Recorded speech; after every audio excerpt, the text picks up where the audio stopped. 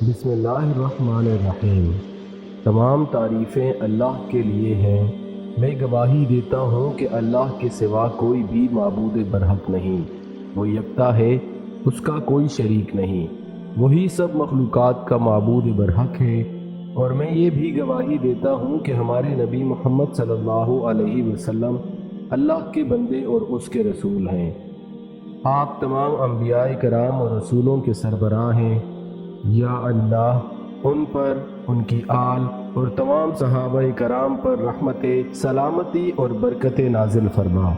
السلام علیکم روحانی ہب کے پیارے دوستوں، میری پیاری بہنوں اور پیارے بھائیوں۔ حدیث میں ہے کہ آپ علیہ السلام نے فرمایا کہ اے اللہ ہمیں شعبان اور رجب میں برکت دے اور ہمیں رمضان کا مہینہ نصیب فرما۔ پیارے دوستو، ہم بہت خوش نصیب ہیں کہ ہمیں زندگی میں یہ مہینہ دوبارہ نصیب ہو رہا ہے۔ ماہ شعبان کی بہت زیادہ فضیلت ہے۔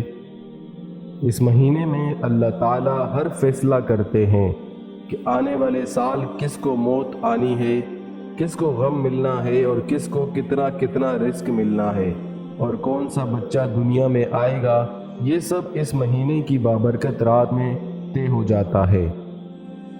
حدیث مبارکہ ہے، حضرت عائشہ فرماتی ہیں کہ آپ علیہ السلام شعبان کے مہینے میں روزے رکھتے تھے، اور آپ علیہ السلام نے فرمایا کہ شعبان میرا مہینہ ہے اور اس میں گناہوں کو آنسوؤں سے دھونے کا اہتمام کرنا چاہیے، اس سے دل پاک ہو جاتا ہے۔ امام شافعی اور امام مالک فرماتے ہیں جو رمضان سے پہلے روزے رکھنے پر قادر ہو اسے چاہیے روزے رکھے۔ پیارے دوستو، اس بابرکت رات میں اللہ تعالیٰ بنو کلب قبیلے کی بکریوں سے زیادہ لوگوں کی مغفرت فرماتے ہیں۔ حدیث مبارکہ ہے، حضور صلی اللہ علیہ وسلم نے فرمایا کہ اس رات اللہ ہر گناہ گار کی مغفرت فرما دیتا ہے مگر مشرک، کینہ پرور، چغل خور، شرابی، سود خور، قاتل، نجومی، ان لوگوں پر اللہ تعالیٰ نظر رحمت بھی نہیں فرماتا۔ پیارے دوستو، اس مہینے میں روزہ رکھنے کی بہت بڑی فضیلت ہے۔ یہ مہینہ بہت رحمتوں اور برکتوں والا ہے، اس لیے کہ اس کے بعد رمضان کی آمد ہوتی ہے۔ رمضان برکتیں لے کر آتا ہے اور برکتیں چھوڑ کر جاتا ہے۔ اس مہینے کی برکتیں سب کو برابر ملتی ہیں۔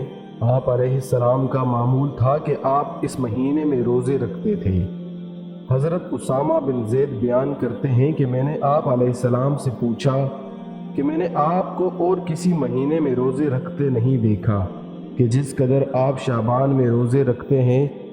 آپ نے فرمایا کہ لوگ رجب اور رمضان کے درمیان والے مہینے کی فضیلت سے غافل ہیں، حالانکہ اس مہینے میں لوگوں کے اعمال اللہ کے سامنے پیش کیے جاتے ہیں، اور میری خواہش ہے کہ میرے اعمال اللہ کے سامنے روزے کی حالت میں پیش ہوں۔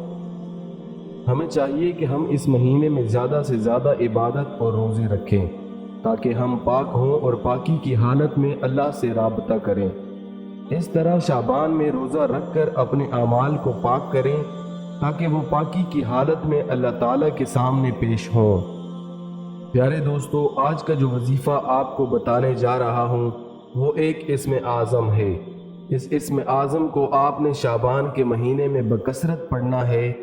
آپ کی مشکلات کتنی ہی سخت کیوں نہ ہو دور ہو جائیں گی، یہاں تک کہ اس وظیفے سے کالے علم کے اثرات بھی ختم ہو جاتے ہیں۔ جس شخص نے بھی شعبان کے مہینے میں یہ وظیفہ پڑھنا شروع کیا تو اس وظیفے کی برکت سے لوگوں کی مشکلات اور گھر کے حالات بھی بہتر ہونا شروع ہو گئے ہیں۔ دوستو، وظیفہ بتانے سے پہلے آپ سے گزارش کرتا چلوں کہ اگر آپ ہماری ویڈیو پہلی مرتبہ دیکھ رہے ہیں تو ہمارے چینل روحانی ہب کو سبسکرائب کریں اور ساتھ موجود گھنٹی کے بٹن کو بھی دبا دیں تاکہ ہر نئی آنے والی ویڈیو کی نوٹیفیکیشن آپ کو موصول ہو سکے۔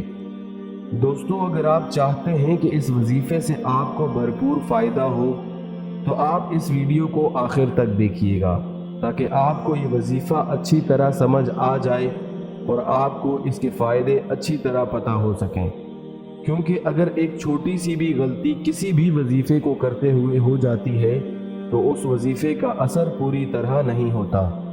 دوستو، یہ وظیفہ ہر حاجت پوری کرنے کا ہے، غربت دور کرنے کا ہے، دشمنوں سے غلبہ حاصل کرنے کا ہے۔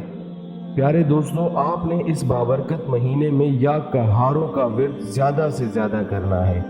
اٹھتے بیٹھتے چلتے پھرتے جب آپ کو وقت ملے آپ اس وظیفے کو کرتے جائیں، اس اسم مبارک کو پڑھتے جائیں، پھر دیکھیں کہ آپ کے دن کیسے بدلتے ہیں۔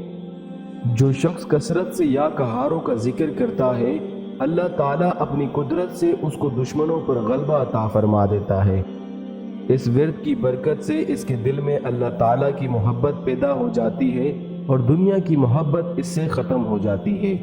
جو شخص کسی مشکل میں گرفتار ہو اور اس مشکل سے نکلنے کی کوئی صورت نظر نہ آتی ہو تو اسے بھی چاہیے کہ اس وظیفے کو پڑھتا جائے۔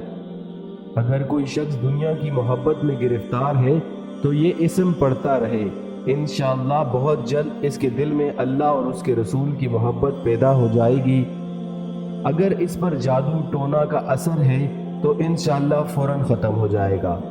گھر سے جادو، جنات، آسیب، تمام قسم کے اثرات ختم ہو جائیں گے۔ اس وظیفے کو آپ نے چلتے پھرتے پورے یقین کے ساتھ کرنا ہے۔